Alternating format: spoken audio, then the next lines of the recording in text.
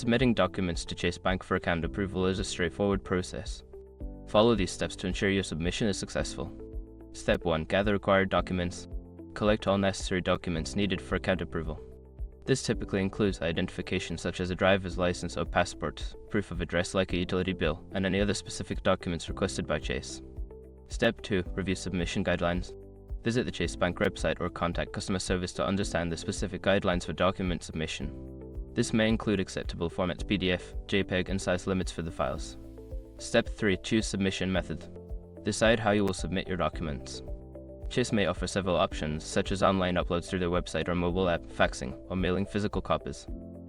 Choose a method that is most convenient for you. Step 4. Upload or send documents.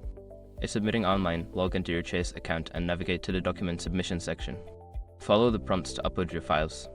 If mailing, ensure you include your account information and send it to the correct address provided by Chase. Step 5. Confirm submission. After submitting your documents, check for confirmation.